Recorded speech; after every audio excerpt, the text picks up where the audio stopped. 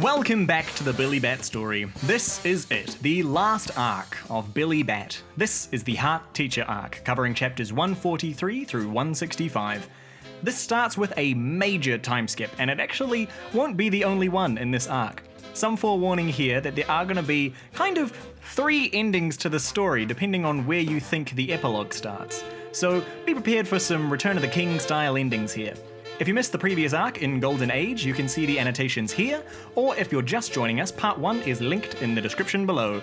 Golden Age does provide a lot of context for this arc, so I definitely do not recommend watching this video without having seen the last part.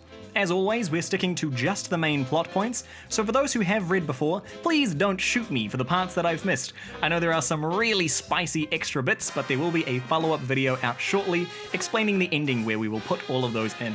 For now, we're just following Kevin's story, so let's crack in.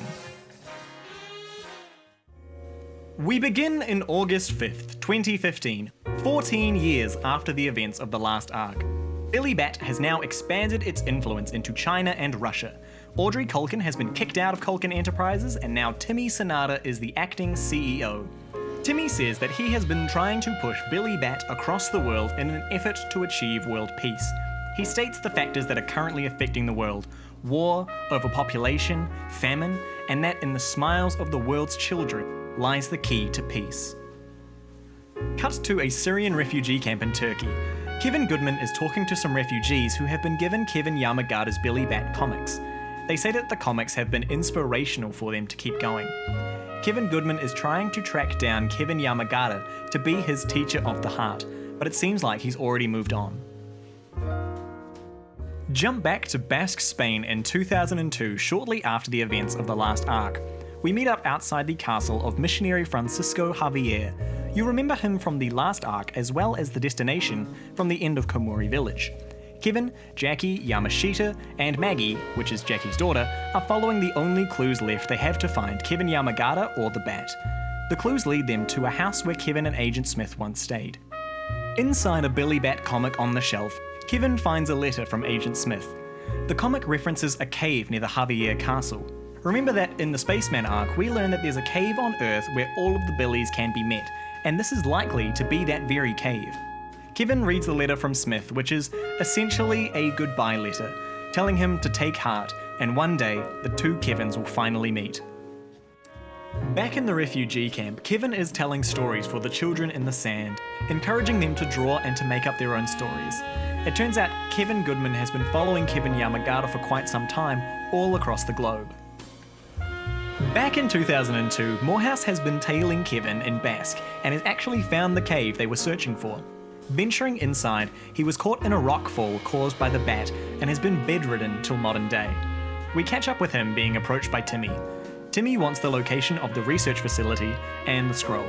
He doesn't care for the Bat, but he is concerned about someone changing history. So far, Timmy has kind of won history. Culkin Enterprises has become so large that it can challenge these large foreign countries. Not only challenge them, but with the power of Billy Bat, Timmy wants to crush these other countries. Cut to undisclosed time. We see some kids getting threatened for drawing Billy Bat. They're about to be killed for it when a familiar face steps up as the artist. It's Kevin Yamagata. This is our first time seeing him since the end of Komori Village, and he's immediately taken outside and loses a hand for drawing Billy Bat. Back in the modern day camp, Kevin Goodman learns about what happened to the other Kevin. He's been carried off and is most likely already dead. Dallas 2017. Kevin Goodman is at his mother's bedside. He tells us that now his drawing is coming back to him. He doesn't have to force himself to do it anymore, he actually feels compelled to do it on his own. We learn that Kevin's dad has Alzheimer's disease and Kevin agrees to go see him. At his old home, Kevin's dad asks him what the most important thing to humanity is. He says it's water. He's worried that the water sources of Golden Cola will fall into someone else's hands. Afterwards, Kevin goes to check on Chuck. They reminisce over how great Kevin Yamagata's Billy Bat was and how different Timmy's is now. Timmy is spending less and less of his time on comics now and more on his plans for Culkin Enterprises. He's approached by some men from the Institute, showing him a cave painting of a bat pulled from some bat movement in Tibet. Timmy has gone full TV Chuck at this point and tells them to exterminate it. Pull strings with the Chinese government, threaten, whatever they need to do, just get rid of it. Timmy is pissed over the new paper publication of the old Kevin Billy Bat stories and is kind of going crazy. When Audrey was kicked out of the company, she got the paper publishing rights with her and has started printing the old classic stories. After the men leave, Timmy flips out over a glass of water. He demands that they acquire new pure sources of water and tries to get to drawing. It turns out that he can't draw anymore, not so much as even a circle. Okay, so through this arc, there's actually been this whole subplot that we've not covered, but it kind of comes in now. So to summarize it to this point, director Akichi is out to make a grand new documentary on this bat movement in Tibet, and has pulled along poor Maggie to film it for him. In their travels, they run into Kevin Goodman, and this is where we'll pick up. Akichi and Kevin actually briefly met during the Spaceman arc, so the gang travel together until they find the settlement for this new bat movement. Timmy goes in person to meet with some Chinese government officials. He's pressuring them to personally shut down this Billy Bat movement in Tibet with force. Culkin Enterprises and Billy Bat hold so much political power that Timmy can make these outrageous demands to a sovereign government. Meanwhile, Kevin and pals make it to Tibet, to the heart of this bat movement. It turns out that it's actually more of just an event for backpackers than it is an actual religious movement. They get to a cave which is supposed to hold the movement's leader inside. Suddenly, this man runs out with a new Billy Bat comic drawn on a wooden board. Kevin immediately recognizes it as Kevin Yamagata's Billy Bat. Kevin shows him that he too can draw Billy and is allowed to enter the cave. Inside, they meet Yamashita. Yamashita leads them further into the cave. The gang see Billy Bats drawn everywhere. Pushing on, they come across a man drawing with his mouth. Kevin Goodman finally meets Kevin Yamagata once again. Yamagata has been spending his time drawing again and again and again, just getting better and better. It turns out that Billy Bat hasn't actually been his focus while he's been here. Yamagata has been drawing Fuji Pontaro, this silly little comedy story. Goodman can't believe that Yamagata would stop drawing Billy. Yamagata tells him that it doesn't matter if he can see Billy or not. What matters is the Billy in his heart. He gives Goodman permission to finish his magnum opus, Billy Bat and the Pharaoh's Curse. This was the same comic that Jackie and Goodman bonded over at the end of Golden Age. However, Yamagata has one condition. Kevin Goodman must draw, and keep drawing. Meanwhile, China has sent some of their army out, posing as Tibetan terrorists, to go and kill everyone in the Bat movement. They lock and load and cause a disturbance for the bats surrounding the cave. Yamashita has planned for this, and they start to organize everyone to flee to safety. The Kevins are still reconnecting over their journeys and Billy Bat. Yamagata says that once Goodman's stories come to life, then his Billy will reach its perfection. Goodman says that the stories only came because Billy told them to him. Yamagata counters, asking if it was the bat that led him to draw in the first place. Goodman returns, asking if him saving Kevin as a baby was because it was what the bat told him. Yamagata has decided that he went on that journey for collecting data for his stories. It was purely coincidence that he saved the baby Kevin, though he can't dismiss the bat's influence entirely. Before this can be explored, Yamashita bursts in and tells them they all need to go.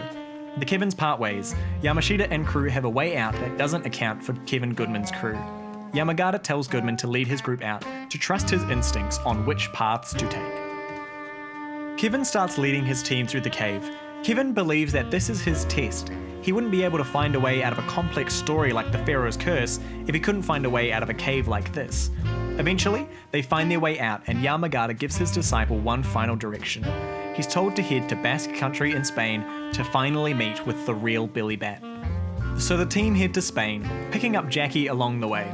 They've also brought portraits of some of the others who didn't live to make it to this point: Smith and DeVivi, Randy and Oswald. Jump back to Kevin in college. He's drawing in a cafe when he's approached by this waitress named Monica. It turns out she goes to the same college as Kevin and is a big fan of his drawings. Kevin says he'll make sure to draw something good for her one day. Back in the modern day, Monica is a lawyer trying to tackle Culkin Enterprises. It turns out Culkin has been doing some pretty dodgy mining, causing water pollution which has been affecting the drinking water of thousands of people. Monica is not going to let it go and tells them to speak to Timmy directly if they have to. After the discussion, Monica talks to her colleagues about how Billy Bat as a comic series is dying, and she suspects Once it goes, the rest of Culkin Enterprises will fall like a house of cards. Kevin and crew start exploring the cave. They make their way through and everyone seems to have a rough idea of which direction they should go. It's going well until Kevin falls down a hole. Kevin finds himself in a place familiar to the earliest Billy Bat comic he drew on the day of the moon landing. He follows the actions from the comic, which leads him to a hole that leads straight to the moon. The moonlight shines down, and from it emerges Billy. Kevin asks Billy what he should do now that he's finished his journey. He's met Kevin, he's done everything he needs to do, and now he's met Billy. What's next? Billy just laughs at him, mocking him for having no direction at all. All of a sudden, a second Billy appears. Monica meets with Timmy over the water claim.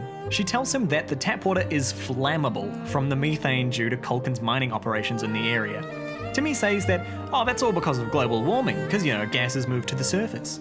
As the two continue to battle, we get a picture of the state of the world. It's dying. Farmland is being lost to desertification, oil reserves are disappearing, neighbouring countries want to war over the increasingly scarce resources. Monica pushes Timmy, asking why an entertainment company like Culkin has so many interests in water and power. Timmy is still hanging on to this goal of making Culkin Enterprises into a safe haven for Billy fans the world over. Even if the world is destroyed, he knows he can give hope to Billy fans, for he is the prophet. Timmy has gone a little bit mad with power, just like TV Chuck did, and like Audrey was starting to before she got kicked out. Monica tells him that his Billy Bat is not worth hoping in, and for the sake of humanity, she asks him to make Billy into something decent again. As she leaves, Timmy immediately orders her killed. With Kevin, the two Billies are arguing over their conflicting plans. Kevin can't tell which one he should trust, and the Billies say that's his decision to make. As he's watching the bats fight, a third bat descends in the moonlight. This is Moon Billy, and he reminds us that the three bats were originally one. He explains that the other two bats as white and black, arguing endlessly and getting nowhere. This Billy talks about Caruso and his trip to the moon. This is actually the first time Kevin has gained confirmation that that actually happened beside in his story. Billy tells Kevin to keep pressing forward. Then the three bats merge. Going back to Kevin's original question, this Billy decides to answer it. The only thing left for Kevin to do is draw. Kevin emerges from the hole. Their goal accomplished, the team head out. When asked what their next step is, Kevin recites what Kevin Yamagata told him: to draw, and draw some more. This is the first ending of Billy Bat. Pick up in 2032. Wars have taken over the world. Global warming has turned most of America into arid wastes. Governments have collapsed as people migrate to find food and escape wars.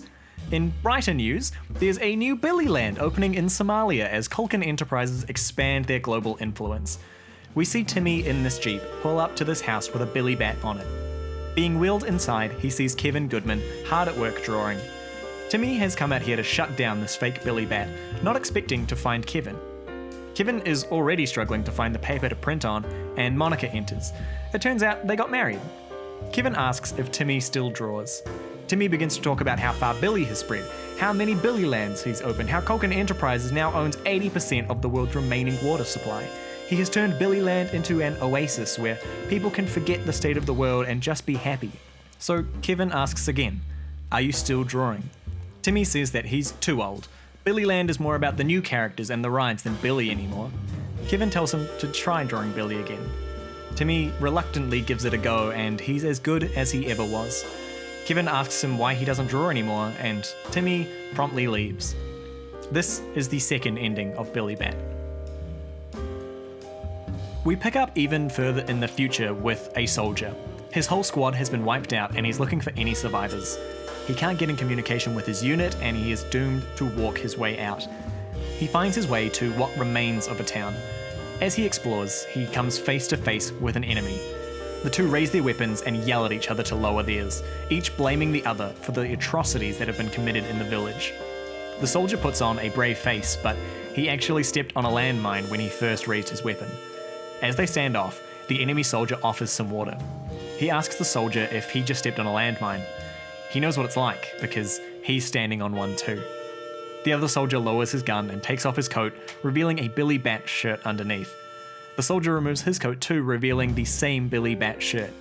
The two connect over their shared appreciation of Kevin Goodman's Billy Bat.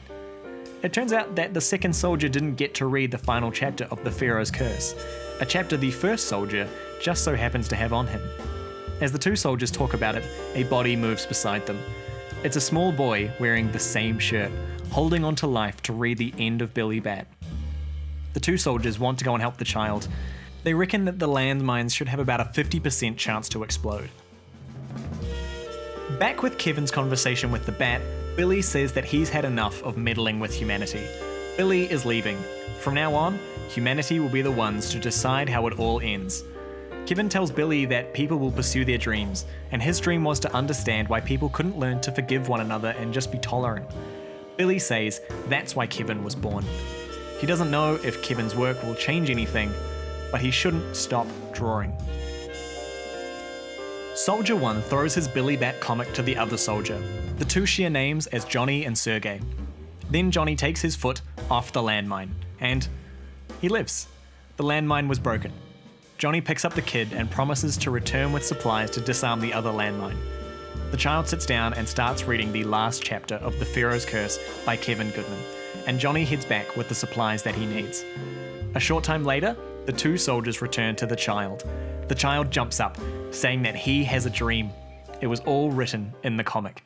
He's going to study hard, and one day, he's going to save the world. And that is the final ending of Billy Bat. What a story. I hope you guys have a glimpse of why I love this story so much. And if you haven't already, go and read it. Just go and read it. There's other really great moments in this ending that I had to cut around Kevin Yamagata's and Chuck Colkin's final goodbye, as well as what happens to Morehouse and company when they're in the Basque Cave. We might put them in the ending explained video, so keep your eyes peeled for that. I don't want to go on too much into explaining the ending here because that is just a loose thread that I will unravel into a good 20-minute rant. Originally, the whole point of going through this whole story is so I can talk about some of the interesting stuff it does for people who haven't come across this story before. Without an official English release, hopefully this will shine a little bit more light and context on those next couple videos. We're going to be talking the endings in detail, we're going to be talking Billy lore, we're going to be talking why this time travel theory in this story is really actually great. After that, we're going to be putting Billy to bed for a while and pick up with another story. If you've watched all the way through this story, then thank you so much. It's actually been great having people to talk about this stuff with, so genuinely, thank you. If you've enjoyed the story, be sure to recommend any other series that we should hit next. Cheeky teaser, but I'm thinking of looking at New Waves, because that doesn't have an English release, after some Billy stuff that we've got cooking. So, that's all from me. This has been CG, and I'll see you Gs in the next one.